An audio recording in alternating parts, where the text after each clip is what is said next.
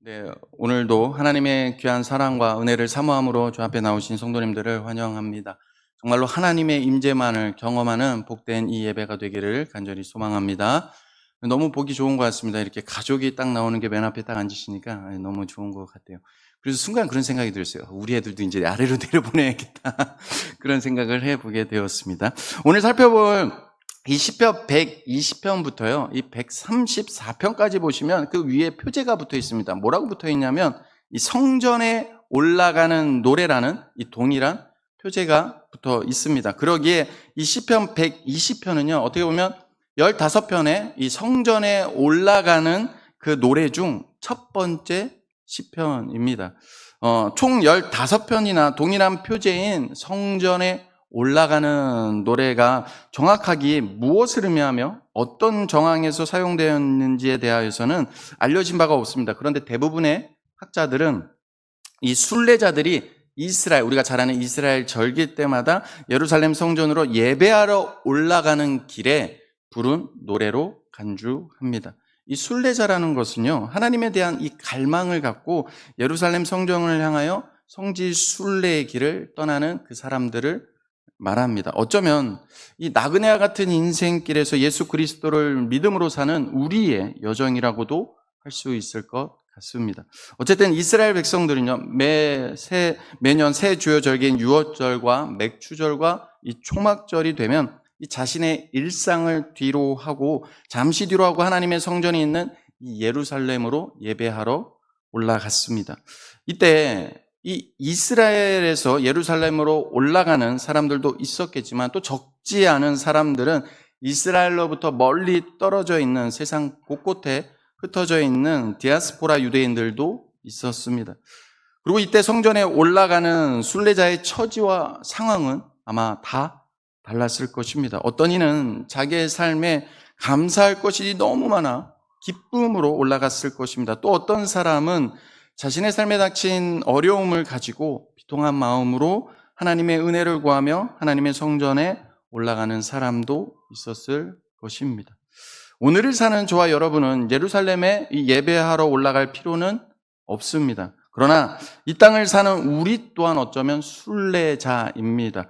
순례자들처럼 여러분의 삶을 무엇입니까? 잠시 뒤로 하고 하나님에 대한 갈망을 가지고 예배드리기 위해 오늘도 이 금요 기도회로 우리는 모였습니다. 그런데 앞에서 말씀드린 대로 어떤 때는 어떤 분들은 감사할 것이 많아 지금 기쁨으로 이 예배를 드리러 오시는 분도 있겠지만 또 어떤 분들은 이 삶에 닥친 어려움을 가지고 애통한 마음으로 하나님의 은혜를 구하는 마음으로 오신 분들도 있을 것입니다. 왜 그렇습니까? 우리 모두는 연약하기 때문입니다. 그래서 분명히 이 구원의 확신이 있음에도 불구하고 때로는 방황합니다. 내게 주어진 문제 앞에 보이는 것에 의해서, 보이는 것들에 의해서 흔들립니다. 하나님을 기쁘게 섬기다가도 그래서 지칠 때가 있습니다. 혹여 몸도 마음도 지쳐 있는데 안 좋은 일, 갑자기 병이라도 생기면 주를 향한 마음이 흔들리기도 합니다. 왜냐하면 이 세상이 우리를 가만히 놔주지 않기 때문입니다. 그럼에도 불구하고 오늘 우리는 이 하나님을 갈망함으로 주님을 찾고 주님의 말씀을 듣기 위해 모였습니다. 왜냐하면 비록 이 세상에서 사는 게 힘들고 지치며 환난 중에 마음이 약해질 때가 있지만 하나님을 예배하며 나에게 들려주시는 그 말씀을 통해 다시금 무엇입니까? 삶의 무게보다 더 크신 주님 바라보며 살 새 힘을 얻기 때문입니다. 그런 의미에서 성전에 올라가는 15편의 노래 중 첫 번째 노래인 오늘 본문이 우리에게 주는 메시지는 분명합니다. 그것은 성전에 올라가는 순례자는, 다시 말해 오늘을 사는 주의 백성, 하나님의 자녀는 환난 중에 하나님께 부르짖어 기도하는 삶을 살아야 한다는 것입니다. 우리 이대 신자님 아까 인도하시면서 말씀하셨는데 많이 지치신 것 같습니다. 그런데 날씨가 지치게 만드는 것 같아요. 저희 아이들만 봐도 지금 반바지 입고 왔거든요. 저도 이 속에 지금 반팔을 입었는데 여기에서 벌써 땀이 지금 흥건했습니다. 오늘 신방 다니는데도. 그만큼 뭐니까 그냥 날씨가 벌써 우리를 지치게 하는 날씨이기도 하고 또 삶이 그만큼 또 바쁘기도 하고 이래저래 지쳐갑니다. 그런데 환난 중에 있다면 더 어떨까요? 더 지치게 되겠죠. 그러나 하나님의 자녀는 무엇을 잊지 말아야 됩니까? 지치고 힘들 때일수록 우리는 더 어떻게 된다? 하나님 앞에 부르짖어 기도하는 삶을 살아야 한다라는 것입니다. 1절 말씀을 다시 보십시오. 내가 환난 중에 여호와께 부르짖었더니 내게 응답하셨도다. 사랑하는 성도 여러분, 인간이 살아가면서 겪는 환난은 이루 말할 수 없이 여러 가지가 있습니다. 성경은 환난이라고 얘기하지만 우리의 삶의 환난은 여러 가지가 있습니다. 분명한 것은 이러한 환난은 우리가 살고 있는 삶 속에 어제 일이 아니라 내일 일이 아니라 오늘 일어나고 있다라는 것입니다. 특별히 하나님의 백성은 부정직하고 불합리한 세상에서 정직하게 살아야 되고 또한 믿음과 시기와 질투가 가득한 세상에서 하나님의 사랑으로 살아야 됩니다. 그래서 때때로 하나님의 뜻대로 하나님의 자녀에게 그의 말씀대로 그 뜻대로 살려고 하다 보니까 남보다 더 억울한 일을 당하기도 하며 삶의 고난이 힘겹게 느껴지기도 합니다. 그럼에도 불구하고 성도는 힘겨운 환난 중에서 어찌해야 됩니까? 하나님께 예배를 드립니다. 지금 시인도 마찬가지입니다. 지금 시인은요 분명하게 말합니다. 환난 중에 있습니다. 환난 중에 하나님께 갈망하며 성전에 올라가고 있습니다. 그런 의미에서 1절의 고백은 이 자신이 경험하고 자신이 삶에서 중요하게 붙드는 고백이라는 겁니다. 그냥 하루아침에 이루어진 고백이 아니라는 것이죠. 그러기에 시인의 고백을 잘 보십시오. 내가 환난 중에 있을 때 여호와께 부르짖었더니 응답하실까? 응답하실까? 이런 물음표가 아닙니다. 담대한 확신의 선포로 시작합니다. 내가 환난 중에 부르짖었더니 내게 응답하셨도다. 할렐루야. 그 믿음의 담대한 선포를 하는 것입니다. 하나님의 백성은요, 내게 보이는 것에 나를 넘어지게 하고 지치게 하고 무너지게 하지만 그럴수록 더 어찌합니까? 기도하며 하나님 앞에 선포한다라는 것입니다. 이 고백의 본질은 그러기에 환난 중에 하나님을 찾고 부르짖을 때 그 부르짖음이 공허한, 우리가 자꾸 믿음이 떨어지고 믿음이 자꾸 신앙생활이 약해지는 게 뭐냐? 공허한 외침처럼 들린다는 거예요. 우리가 기도하는 게 그냥 허공에 뜨는 공허한 외침처럼 우리가 느껴지기 때문에 우리의 믿음이 자꾸만 작아지는 것입니다. 그런데 그 부르짖음이 공허한 외침이 지금 되지 않는다는 그 믿음으로 믿음의 고백을 시인이 하고 있는 것입니다. 환난 중에 부르짖으면 하나님이 반드시 들으신다는 것입니다. 그러기에 이 고백은 아무나 할 수 있는 고백이 아닙니다. 오직 변함없는 하나님에 대한 신뢰를 가진 자만이 할 수 있는 고백인 것입니다. 그러면서 시인이 말하는 환난은 어느 정도였을까요? 뭐 여기까지 얘기하면 우리 성도님들 저보다도 신앙의 연수가 있으니까 아유 다 알지 뭐 그래 환난 중에 기도해야지. 예, 또 뻔한 얘기 하는구나 우리 목사. 다 알고 있지 이러실 수 있을 것 같아요. 그런데 도대체 시인이 말하는 이 환난이 어느 정도였는지를 한번 보자라는 겁니다. 이 원어를 보면요, 이 환난은 내적 혼란을 가리킵니다. 그러니까 환난의 이 히브리 원어는 이 차르라는 것인데 이 단어는 어떤 의미냐면요, 이 적에 의해 포위된 이 그 상태를, 그 괴로움을 묘사할 때 쓰는 단어입니다. 즉 시인이 겪는 환난은요 한마디로 사방이 포위된 듯한 꼼짝할 수 없는 어렵고 힘든, 정말 앞이 보이지 않는 막막한, 그래서 어떤 상태입니까? 생명이 위협할 정도의 그런 환난을 겪고 있는 것입니다. 그냥 환난이 아닌 것입니다. 이때 시인이 여호와께 부르짖고 있는 것이죠. 앞에서 말씀드렸지만 그 이유는 하나님이 내게 부르짖을 때 응답하심을 믿기 때문입니다. 그러면서 어떤 환난 속에 있는지를 2절부터 말씀해서 2절 말씀에서 아주 구체적으로 이야기합니다. 우리 2절 말씀입니다. 제가 읽겠습니다. 여호와여 거짓된 입술과 속이는 혀에서 내 생명을 건져 주소서. 여러 가지 환난 중 특별히 시인이 말하는 환난은 지금 무엇과 관련이 있습니까? 바로 말입니다. 말과 관련이 있습니다. 사실 우리들의 삶에서 겪고 있는 이 많은 환난은 남을 속이는 거짓된 입술과 속이는 혀에서 비롯된 경우가 참 많습니다. 무엇입니까? 가장 믿었던 사람의 말 한마디 그냥 우리는 관계가 깨지는 경우가 있는 것처럼 우리는 말 한마디 때문에 상처받고 오해받을 때가 생기게 됩니다. 물론 말 한마디 때문에 상처받고 오해받는 경우도 힘들지만 특별히 무엇입니까? 악의적으로 비방하고 모함을 당할 때도 있는데 이때는 어쩌습니까? 더 괴롭습니다. 왜냐하면 이미 악의적으로 이 사람을 모함하고 비방하고 작정하고 이 혀를 속이는 혀를 거짓된 말을 하고 있기 때문이야. 왜냐하면 이미 그렇기 때문이죠. 그래서 자기 입맛대로 편집하고 바꾸어서 공동체 안에서 이 말이라는 걸로 이 말로 어찌합니까? 한 사람을 나쁜 사람, 상종 못할 사람으로 만들어버리는데 이것이 얼마나 큰 고통과 아픔을 주는지 모릅니다. 만약에 여러분이 만일 비방하고 모함을 당하는 당사자가 됐다면 어떠시겠습니까? 아마 죽을 것 같을 것입니다. 지금 시인이 그런 겁니다. 그런데 놀라운 것은 이런 상황에서 시인은 지금 무엇을 하고 있습니까? 우리 같으면 어떻게든 억울해서 억장이 무너져서 억울해서 그 억울함을 풀려고 할 것입니다. 하지만 시인은요, 스스로의 힘으로 문제를 해결하고 하지 않습니다. 그보다 먼저 환난 중에 하나님께 부르짖고 있다라는 것입니다. 거짓된 입술로 속이는 혀에서 생명을 건져주시기를. 왜냐하면 그 거짓된 입술과 속이는 혀 안에 그 소리들이 나를 계속 여기저기서 들려보십시오. 이 생명이 죽을 것 같은 겁니다. 그런 상황에서 건져주시기를 하나님께 지금 간구하고 있다라는 것입니다.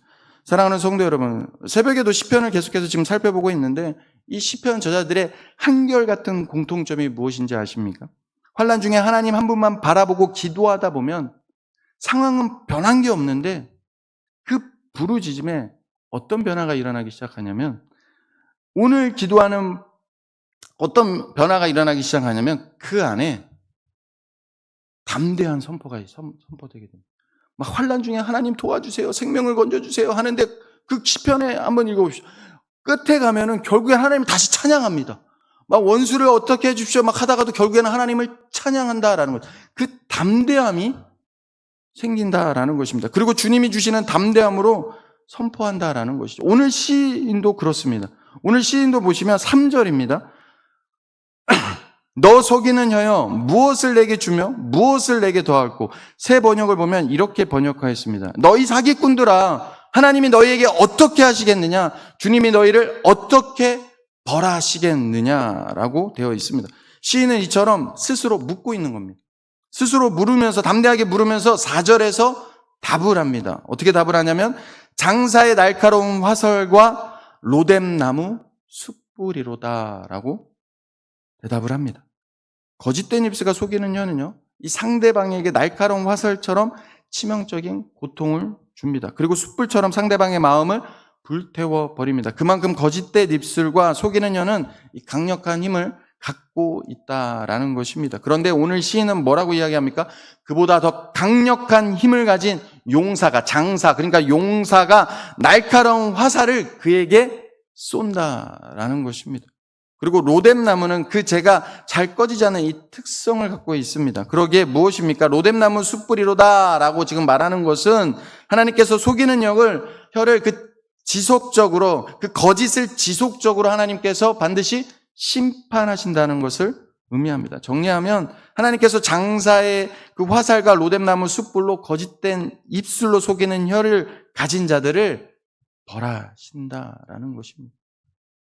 지금 이 고백은 자신에게 일어난 모든 판단, 모든 것을 어떻게 보면 하나님께 맡긴다라는 고백과도 같다고도 볼 수 있을 것입니다. 그러면서 시인은 자기가 받은 고난을 구체적으로 다시 설명합니다. 5절입니다.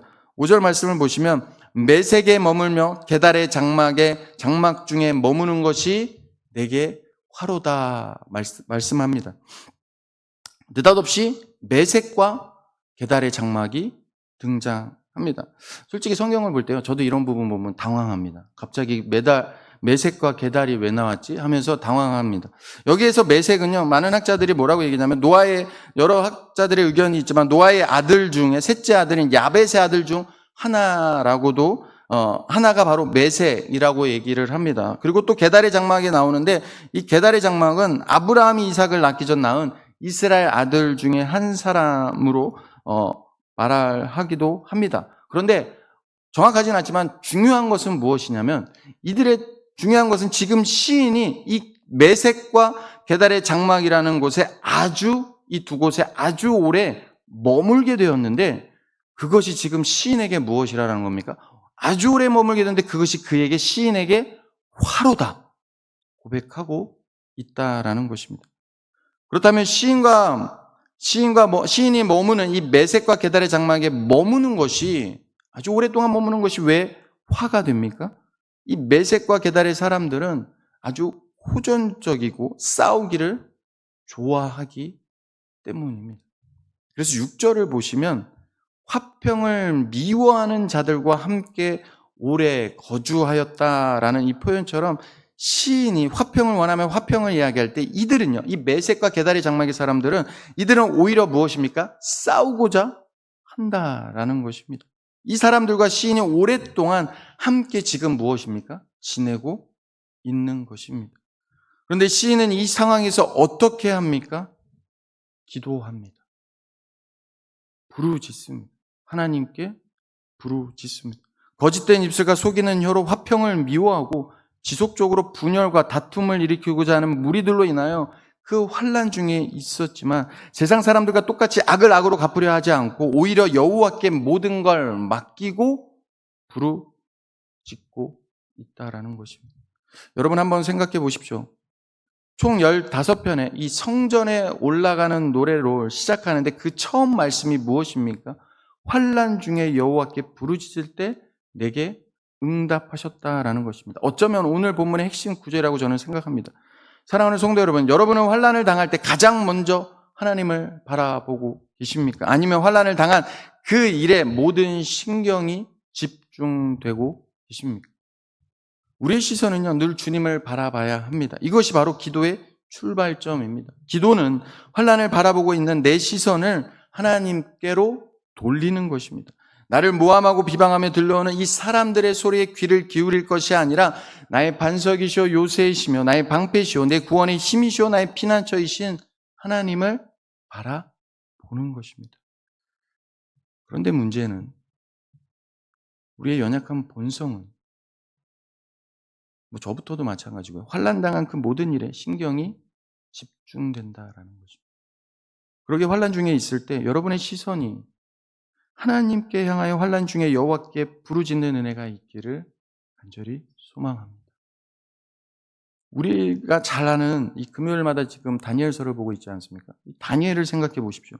그가 모함을 당해 사자굴에 들어가게 됩니다. 그러나 적들의 모함에도 다 알면서도 다니엘은 어찌합니까? 늘 하던 대로 하루 3번 예루살렘을 향해 창문을 열고 기도합니다. 그리고 사자굴에서도 그는 누구를 보았습니까?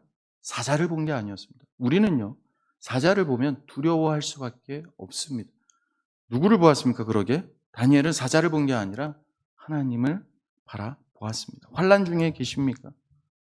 사랑하는 성도 여러분, 환난이 없는 사람은 없습니다. 각양의 차이만 있을 뿐이지, 느끼는 환난의 차이만 있을 뿐이지 우리에게 환난이 없는 사람은 없습니다.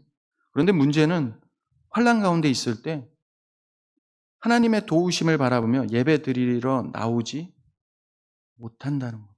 즉 하나님께 부르짖지 못한다는 겁니다. 목사이면서도 이런 말씀을 기계처럼 하면 저부터 돌아보면 안 돼요.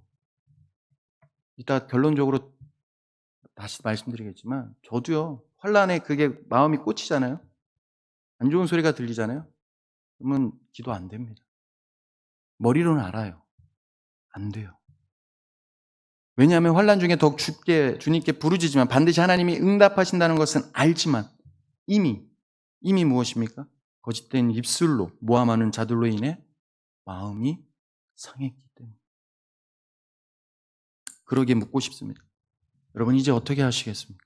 여러분은 교회 내에서 이러한 거짓된 입술과 자꾸만 분열과 다툼을 일으키는 자들로 인해 낙심하며 예배와 기도하기를 포기하시겠습니까? 아니면 거짓된 입술에 의해 마음이 상하고 환난을 당할지라도 더욱 하나님께 부르짖어 기도하시겠습니까? 왜 이 금요기도자가 힘을 잃었을까요? 어느 쪽이 다시금 이 창신제일교회를 살리는 길이라고 믿으십니까? 아니요. 이 창신교회를 넘어 여러분 한 사람이 바로 교회입니다. 여러분 한 사람을 살리는 길이라고 믿으십니까? 저는 이런 설교를 할 때마다 이미 여기에 나오신 분들은 이긴 자들이라고 생각합니다. 안 나오신 분들이 더 부르짖어야 되는데 그런 거죠. 하나님의 사람은 환난 중에도 성전에 올라가 하나님이 응답하심을 믿고 여호와께 부르짖어야 합니다. 그것이 모든 걸 하나님께 맡기는 증거입니다. 1절 말씀을 다시 함께 읽으면서 이 말씀은 우리 마음판에 새겼으면 좋겠습니다. 1절 말씀 다시 한번 같이 읽습니다. 같이 읽습니다. 내가 환난 중에 여호와께 부르짖었더니 내게 응답하셨도다. 아멘. 그런데 이제부터가 진짜입니다. 그런데 저는 여기서 궁금했습니다. 도대체 이런 환난 중에 여호와께 부르짖을 때 주께서 응답하신 그 응답이 여러분이 지금 배경에 다 알죠? 어떤 환난 속에서 어떻게 지금 이 시인이 부르짖었는지 압니다. 그러면 어떻게 응답하셨을까요? 하나님의 응답은 도대체 무엇일까요? 환난 중에 하나님께 기도했더니 거짓된 입술로 모함하는 자들이 다 사라져버렸다. 그런 응답일까요? 아닙니다. 저는 그 답을 6절과 7절에서 찾을 수 있었습니다. 그것은 거짓된 말로 늘 분열과 싸움을 일으키는 자들 가운데에서 이 시인은 환난 중에 하나님께 부르짖었더니 어떻게 응답하시냐면 이 시인은 언제나 그럼에도 불구하고 화평을 원한다라는 것입니다. 7절 말씀입니다. 7절에 보시면 화평을 원할지라도 라는 말의 이 원문은 사실 이런 의미입니다. 나는 화평이다. 나는 화평의 사람이다 라는 말입니다. 어떤 비방과 모함이 있다 할지라도 나는 화평이다. 저는 이것이 바로 환난 중에 여호와께 부르짖을 때 시인에게 응답하신 기도 응답의 결과라고 믿습니다. 그러나 그렇다고 화평을 원하는 자란 악한 자와 싸우지 말아야 하니까 거짓된 입술로 속이는 자들이 하자는 대로 그냥 적당히 타협하는 것을 말하는 것은 아닙니다. 그렇다면 어떻게 모든 사람과 화평을 이룰 수 있습니까? 어떻게 화평을 모든 사람과 이룰 수 있을까요? 말이 안 된다고 생각하는 분들이 계실지 모르겠습니다. 근데 물론 쉽지 않은 일입니다. 그러나 여러분, 하나님이 하시면 가능합니다. 하나님의 말씀을 믿어야 합니다. 아멘이 작은 것 같습니다. 하나님의 말씀을 믿으십니까? 하나님을 신뢰하십니까? 그러니까 우리에게 문제가 뭐냐면요. 저부터도 자꾸 저를 봐요. 그리고 상황을 봐요. 환경을 봐요. 그러면 답 없습니다. 답 안 나옵니다. 근데 하나님 바라보면 다니엘처럼 담대해집니다. 어떤 상황이 와도요, 하나님이면 하실 수 있습니다. 담대해진다라는 것이죠. 로마서 12장 18절에는 이렇게 말씀합니다. 할 수 있거든 너희로서 모든 사람과 더불어 화목하라. 히브리서 12장 14절 말씀입니다. 모든 사람과 더불어 화평함과 거룩함을 따르라. 이것이 없이는 아무도 주를 보지 못하리라 말씀하셨습니다. 이 말은 하나님의 백성은 그렇게 살 수 있다라는 것입니다. 하나님이 우리로 할 수 없는 것을 말씀하시는 분이 아니십니다. 그래서 여러분 마음의 어려움을 가지고 여호와께 부르짖을 때 하나님이 우리 안에 그래서 중요한 게 하나님께 부르짖는 것인데 하나님께 부르짖을 때 그 답답한 마음으로 터지지 않는 기도로 그럼에도 불구하고 여호와께 부르짖을 때 하나님이 우리 안에 먼저 하시는 일이 무엇입니까? 예배를 통해 혼란스러운 내 영혼을 안전하게 하신다라는 것입니다. 평강의 옷으로 덮으십니다. 왜 기도가 안 나옵니까? 평강하지 못하기 때문에. 내 마음이 평강하지 못하기 때문에. 그래야 화평을, 왜 하나님께서 그래서 평강의 옷을 입히시냐면 그래야 화평을 원할 수 있기 때문입니다. 하나님의 평강의 옷을 입지 않으면 예수 그리스도의 십자가의 보혈로 나 같은 자를 구원하신 그 은혜의 평강의 옷을 내가 입지 않으면 내 안에 절대로 화평을 원하지 못하기 때문입니다. 그러기에 기도의 응답은 평강입니다. 그래서 오늘 이따 찬양 후에 제가 이 말씀을 준비하면서 이런 찬양이 있습니다. 내 영혼은 안전합니다 라는 찬양인데 혹시 잘 모르실 것 같아서 일단 가사를 제가 읽어드리면 가사를 어떤 거냐면 내 아버지 그 품 안에서 내 영혼은 안전합니다. 주 손길로 내 삶을 안으시니 그 평강이 나를 덮습니다. 나 비록 넘어지며 흔들리지만 주 안에 거하며 주 내 안에 거하며 나를 붙드시니 내 생각을, 주님이 우리를 붙드시잖아요. 그러면서 내 생각을 주께로 돌리고 주님이 주시는 평강의 옷을 입습니다. 주 약속 안에서 내 영혼 평안해. 내 뜻보다 크신 주님의 계획 나 신뢰해. 두려움 다 내려놓고 주님만 의지해. 주 안에서 내 영혼 안전합니다. 특별히 시인의 고백처럼 화평을 미워하는 자들과 여러분 생각을 해보십시오. 하루 이틀 거하는 게 아닙니다. 그들과 지금 함께 생활하는데 하루 이틀 생활하는 게 아니다. 오래 거주하고 있는 것입니다. 그러면서 시인은 계속 화평을 원하고 화평을 말할 때 싸우고자 하는 그런 상황 속입니다. 그럼에도 화평을 원할 수 있다는 것은 정말 최고의 기도응답이라고 생각합니다. 왜냐하면요, 여러분, 좋은 사람들과 어울려 지내면서 화평을 원한다는 것은 어려운 일이 아닙니다. 그러나 거짓된 말로 분열과 다툼을 일삼는 사람하고 같이 지내면서 나는 화평을 원한다라는 것은 대단히 어려운 일이기 때문입니다. 여러분의 삶, 여러분의 가정은 어떻습니까? 우리 사회는 어떻습니까? 냉정하게 우리 교회는 어떻습니까? 나에게 해를 가하거나 나의 마음에 상처를 준 사람을 여러분은 어떻게 대하고 계십니까? 우리의 본성이 그리 착하지 않습니다. 사람은 누군가 나를 모함하고 비방하며 비아냥거리는 말을 하면, 나의 마음을 거슬리게 하면 결코 그 사람과 화평하게 지내고 싶은 마음이 생기지 않습니다. 그러기에 더더욱 화평을 원하지 않는 악한 사람하고 같이 어울리며 지내야 하는 상황 속에서 내가 평화를 원한다고 말한다는 것은 대단히 어렵습니다. 그래서 성도는 하나님의 말씀이 내 영혼에 성취되도록 기도해야 합니다. 이 금요 기도의 자리가 다른 어떤 여러분의 소원보다도 하나님의 말씀이 내 안에 온전히 성취되기를 소망하며 우리는 날마다 기도해야 하는 것입니다. 하나님의 뜻이 내 안에 이루어지도록 기도해야 합니다. 하나님의 말씀만 듣고 기도하지 않으면 우리의 마음은 메말라집니다. 그래서 말씀의 은혜를 받았다면 그 말씀의 은혜를 붙들고 성령의 인도하심을 따라 힘써 기도해야 합니다. 왜냐하면요, 우리의 힘으로는 기도가 안 돼요. 그런데 말씀을 통해 성령님이 함께 하시고, 그래서 왜 우리가 예배 중에 하나님의 임재를 찬양합니까? 하나님의 임재, 말씀을 통하여 나에게 역사하시는, 나와 함께 하신 나를 그냥 입으로만 떠드는, 선포되는 공허한 외침이 아니라 내 뱃속 깊은 생수의 강이 흘러넘치듯이 진실된 고백이 나와서 그 힘으로, 말씀 가운데 역사하시는 하나님이 주시는 그 힘으로 하나님 앞에 부르짖으며 기도하는 것입니다. 왜냐하면 용서와 화평을 원하는 마음은 전적으로 하나님만 하실 수 있는 일이기 때문입니다. 우리 안에 스스로 챙겨지는 것이 아닙니다.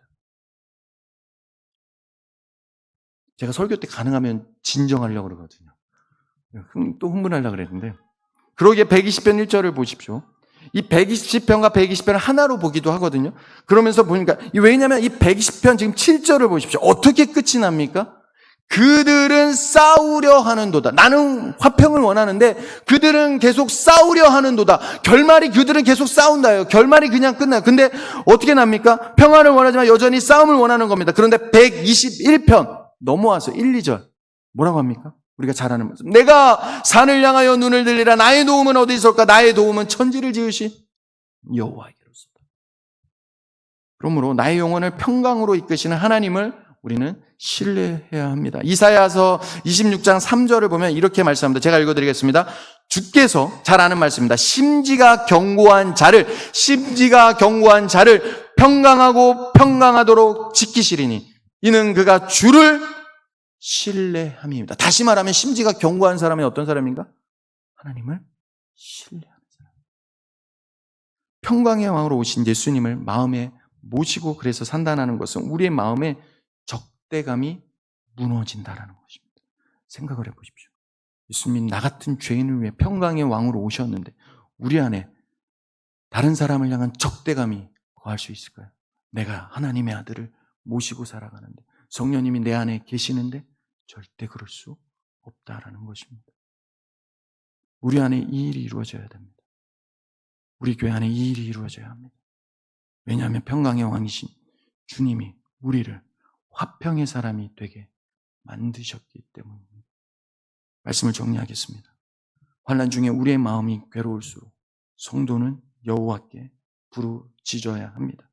왜냐하면 여러분 마음에 어려움을 가지고 여호와께 부르짖을 때 하나님이 우리 안에 먼저 하시는 일은 이 예배를 통해, 말씀을 통해 혼란스러운 내 영혼을 안전하게, 평강하게 해주시기 때문입니다. 평강의 옷으로 덮으시기 때문입니다. 그러기에 환난 중에 여호와께 부르짖을 때 최고의 기도의 응답은 평강입니다.